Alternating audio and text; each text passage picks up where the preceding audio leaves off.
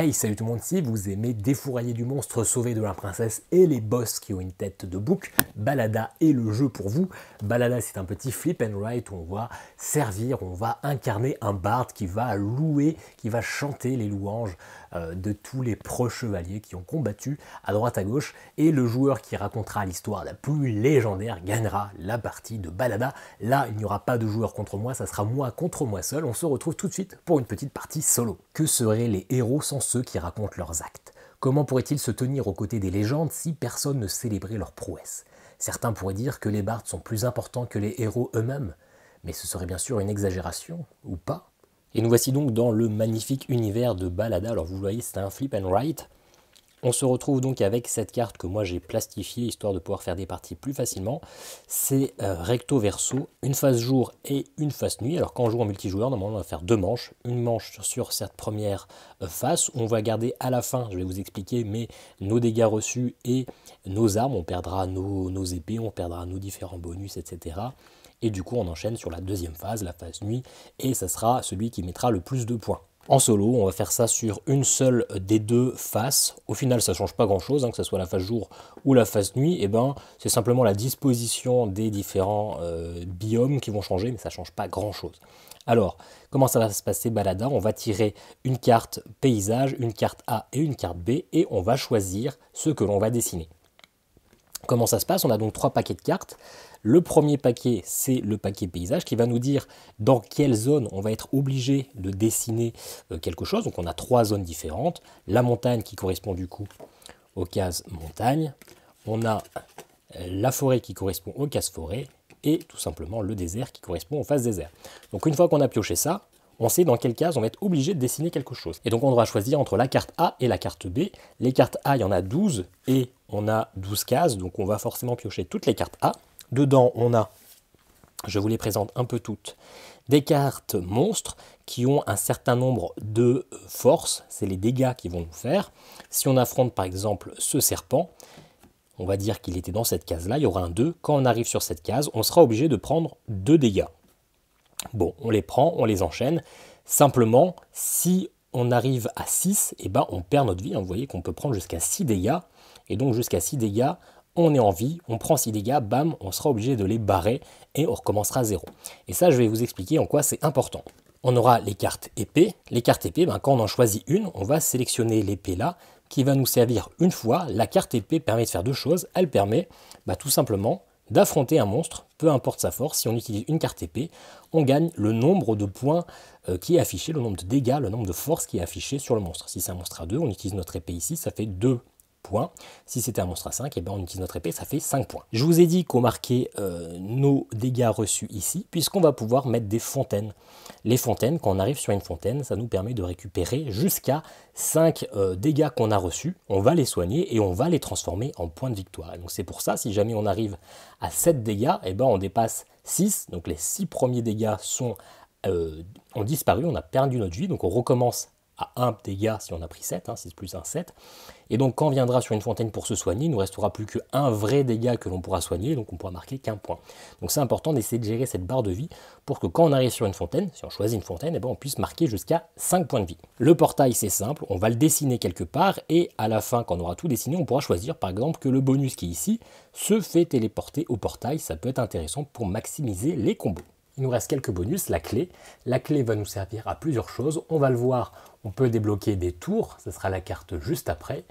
Une clé nous permet d'ouvrir toutes les tours qu'on rencontrera sur notre chemin pour débloquer 2 points de victoire, mais ça permettra aussi de débloquer, d'ouvrir le coffre, si jamais on trouve le coffre, je vous montrerai tout à l'heure, et ça nous permettra de l'ouvrir, donc de marquer des points. On a également la tour, elle va se mettre quelque part, et donc elle sera ouverte avec une clé pour 2 points de victoire, mais elle va aussi augmenter la force des monstres qui sont autour. Par exemple, si j'ai un monstre ici à 1 et un monstre ici à 1, et que je dessine la tour ici, celui-ci passera de 1 plus 1, donc à 2 de force, et celui-là passera à 1 plus 1, à 2 de force. Ça augmente les forces des monstres autour de 1. Et enfin, on a un boss. Le boss, hop, une petite mise au point, qui ne marche pas, c'est parfait, c'est pas bien grave. Le boss, on le met, soit on passe à côté parce qu'on ne peut pas l'affronter, on ne prend pas de dégâts, mais si on veut l'affronter, il va falloir qu'on se défausse de 2 épées. Et donc si on a nos 2 épées, on peut le battre et le boss nous marquera autant de points qu'il est proche du départ. C'est-à-dire pour compter les points, si le boss on arrive à le tuer, qu'il est ici, eh bien on comptera toutes les cases à partir de la fin. 1, 2, 3, 4, 5, 6, 7, 8, 9. Si le boss ici, 10 points. Donc en fait le but du boss c'est d'essayer de le mettre le plus tôt possible, mais pour ça il faut avoir au moins 2 épées. Donc le maximum qu'on puisse faire c'est 10, parce que si on met 2 épées ici, le boss peut être que ici. Donc là on a vu les cartes A qui vont tomber forcément. Dans les cartes B il y en a 17. Donc nous on n'en tirera que 12, donc il y en a 5 qui ne tomberont pas forcément à chaque partie, il y en a même 5 qui ne tomberont pas du tout à 5 parties. Dans ces cartes B, on a à peu près tout ce qu'on a vu comme cartes dans les A, donc des armes, des portails, des monstres, mais on va avoir des cartes spéciales qui ne sont que dans la défausse B. On aura le coffre, je vous l'ai dit, le coffre, eh bien, on va l'ouvrir avec une clé. Et comment on va marquer des points si on arrive à ouvrir le coffre?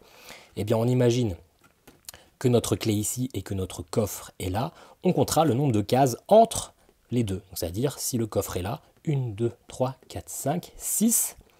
On ne comptera pas la case avec la clé, c'est vraiment les cases qui sont entre la clé et le coffre. Donc le but, c'est de les espacer le plus possible. On aura également des cartes poissons. Les cartes poissons, c'est simple. C'est écrit ici. Si on en a une à la fin de la manche, on marquera 1 point. Si on en a 2, on marquera 4 points. Et si on a les 3, on marquera 9 points. Et enfin, la princesse, qui potentiellement peut nous faire beaucoup de points, mais qui n'est pas facile à gérer. La princesse, eh ben, elle va nous mettre des points au plus eh bien, notre proche chevalier aura eu d'obstacles à affronter avant de la rejoindre. Et donc, on regardera la ligne de monstres qu'il y a juste avant elle, et on marquera des points pour chaque monstre qui sont avant. Alors, je vais vous faire un petit dessin, un petit schéma. Là, on a dessiné la princesse, et donc on regardera la ligne de monstres qui est avant. Là, ça fait 2, là, ça fait 1. La tour, elle, n'élimine pas, ne casse pas les lignes de monstres. Là, ça fait 1, mais on rappelle que c'est une tour, donc ici, en fait, c'est 2 et 2. Et là, c'est le boss. Donc, sur le principe, si on arrive à survivre à toute cette chaîne de monstres pour tout simplement sauver la princesse, et bon, on marquera 2 plus 2, parce que c'est la tour, plus 2, donc 6, plus les points du boss, donc 1, 2, 3, 4, 5, 6, 7, 8, 9.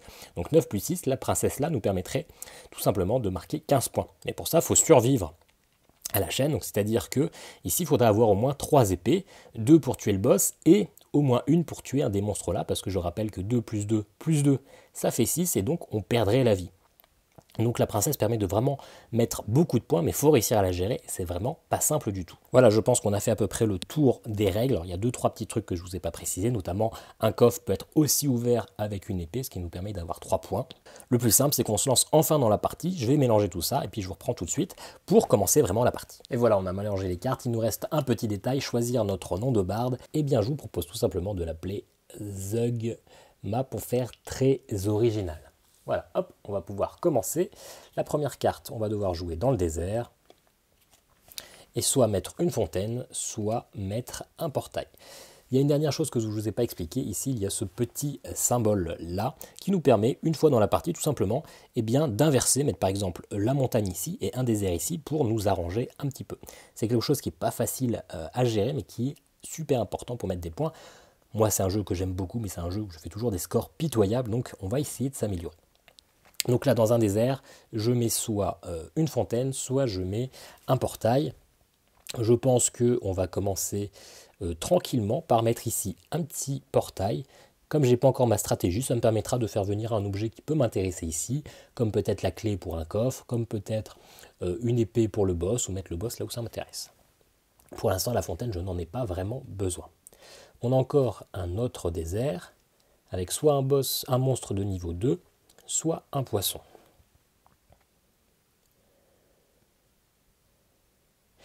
Et ben, je vais choisir le poisson, j'aime pas trop, j'ai du mal, enfin, il faut qu'on arrive à piocher les 3, sachant que les poissons, il n'y en a que dans la carte, que dans la pioche B, donc on n'est pas sûr de tous les avoir, donc c'est vraiment pas forcément évident, et si on n'en pioche qu'un seul, ça fait qu'un point, et ça fait une case finalement qui ne nous fait pas beaucoup de points. Là, on est en début de partie, je propose de mettre un monstre à 2 ici, parce que potentiellement qu'on va pouvoir faire une chaîne avec une princesse, ou en tout cas 2 dégâts, c'est assez facile à gérer, on a encore des points de vie.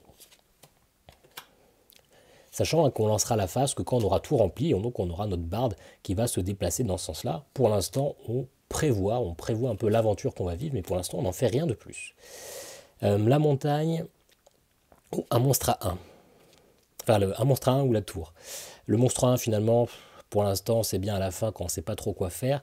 Je vais mettre une tour, comme ça, potentiellement, qu'on peut faire une suite avec le boss, avec la princesse, etc. Je vais mettre la tour ici. Hop. Comme ça, potentiellement, ça peut me maxer une suite. Encore un désert, bah, décidément, c'est pas très bien mélangé. On aura quasiment tiré tous les déserts. On aura donc une fontaine ou une fontaine. Bon, bah, c'est assez vite vu. On va mettre la fontaine là. Parce que là, on va enchaîner quand même une longue ligne de dégâts. Et je pense que c'est bien de se heal un peu avant la fin pour potentiellement reprendre des points ici. Donc vous voyez, on a déjà fait le tiers de la manche. Hein, c'est très très rapide. La forêt. Ah. Le monstre, j'ai bien envie de me le prendre. Mais le monstre, est-ce que... le boss, pardon. Le boss, au plus il est proche, au plus il va nous mettre des points. Donc c'est important de le mettre proche du début, proche de la petite maison. Mais il faut garder à l'esprit qu'il nous faut au moins 2 épées. Donc il faut que je puisse mettre des épées ici sur ces 3 cases. Est-ce qu'on se dit que je le mets là, le boss, comme ça me laisse de la place pour potentiellement le téléporter ici après? Ou est-ce que je me dis que je le mets là et ça nous ferait 1, 2, 3, 4, 5, 6, 7 points et que ça serait déjà pas mal. Et comme ça on se garde de la chance, de la possibilité d'avoir des épées, des clés. Ouais, on va faire ça, on va mettre le boss là. On va pas se la jouer trop risqué. Hop, voilà. Le boss il n'y en a qu'un seul, hein, donc si on ne le met pas, c'est mort. Et l'avantage c'est que là au moins, la tour elle ne m'augmente pas les dégâts de lui, elle m'augmentera que les dégâts de celui-ci. Et potentiellement que je peux quand même atteindre la fontaine avec tous mes vies. Parce que si jamais c'était un 1 là et un 1 là, bah avec la tour ça passait à 2 et 2, plus ça, bah ça faisait que j'étais forcément mort. Donc comme ça c'est un peu plus sécure. Donc là un monstre dans une forêt.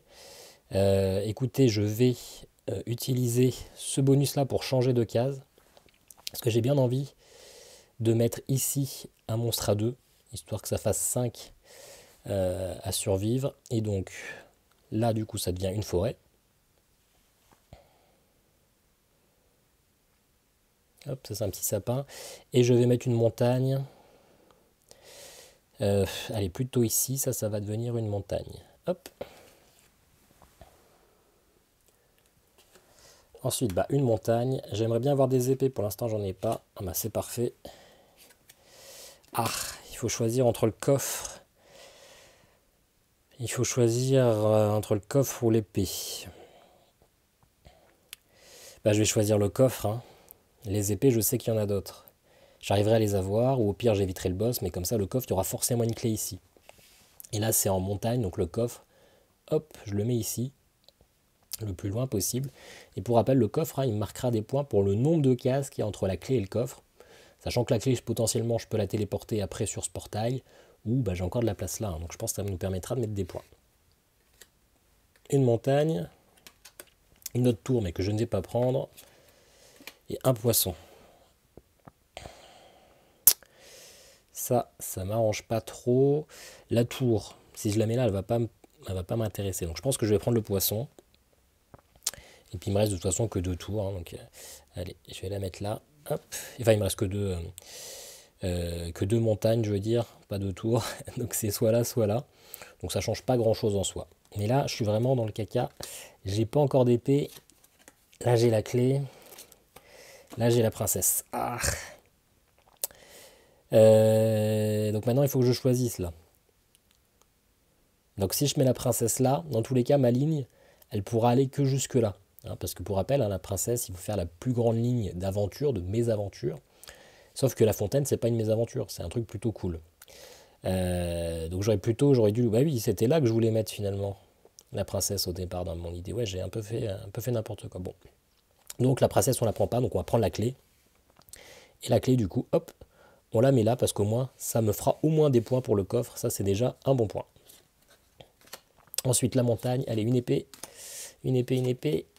Ah là là là là là là. Bon, et ben le boss, on pourra pas l'affronter parce qu'on n'a pas pioché d'épée. C'est assez dingue. Enfin, si on en avait une potentiellement à un moment, mais on a préféré prendre le coffre. Donc je pense que les 2 dernières là, ça va être des épées. Hein. C'est pas possible. On n'a pas trop le... Il faut qu'on les... Ouais, ça m'embête un peu. Du coup,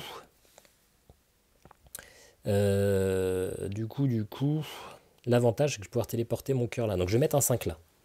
Je mets un 5 ici parce que je téléporterai mon cœur, ce qui me permettra finalement de me soigner directement les 5 et de repartir à 0 pour affronter cette ligne-là de 3 plus 2, 5. Donc ça serait bien de pouvoir remettre un cœur ici, mais je crois qu'on n'en a plus.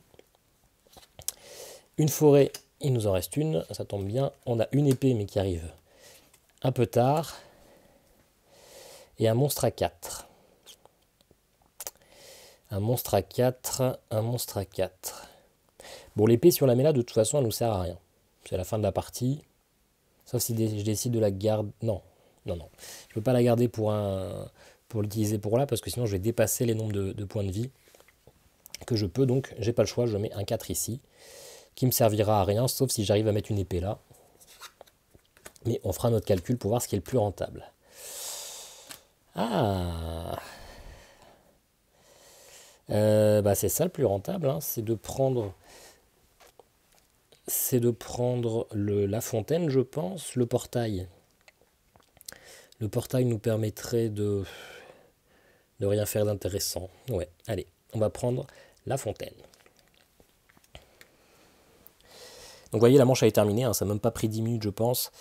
On va commencer. Donc notre barde commence le chemin ici, et donc il va subir toutes les actions jusqu'à la fin. Là, si j'arrive à battre 30 points, je bats mon record, ce qui serait toujours un mauvais score, mais je suis très mauvais à ce jeu. Donc on récupère la clé, voilà, on n'en fait rien. Là, on affronte le monstre, on se prend 5 dégâts, hop, on va les noter là. Là, on croise un petit poisson, donc on entoure le petit poisson ici, ça nous fera 1 point. On arrive sur le portail, on décide de téléporter le cœur. Et donc on arrive donc sur la fontaine. On se rappelle, sur une fontaine, on peut soigner 5 PV. Hop, on les soigne. Et donc ça nous les met directement ici, 5 points. On arrive ici sur un monstre qui nous fait 2 dégâts. Ok. On arrive sur le boss, on n'a pas d'épée pour l'affronter. Donc on l'esquive. On arrive sur une tour. La tour, on peut l'ouvrir puisqu'on a la clé. La clé, on ne la défausse pas, on la garde tout le temps. Donc ça nous fait 2 points. Et peut-être que du coup, ça aurait été bien de garder la deuxième tour. Je ne sais pas s'il était arrivé avant ou après la clé. Je ne me rappelle plus, mais ça aurait peut-être été intéressant. Là, on arrive sur cet ennemi qui fait 2 points, mais comme il est à côté de la tour, il est galvanisé. Donc ça fait 2 plus 1, ça fait 3 points. Hop. On est ici à 5 points. Cette fontaine-là, on se rappelle, elle était téléportée ici, donc elle n'existe plus. On arrive à cette nouvelle fontaine-là. Et bien on va l'utiliser. On peut se heal jusqu'à 5 points. Hop. Donc on se reprend 5 points ici. Là, on prend 4 dégâts. On n'a toujours pas d'armes pour l'affronter, donc on se les prend. Et puis on ne pourra pas se soigner. Donc ces 4 points-là, finalement, nous serviront à rien.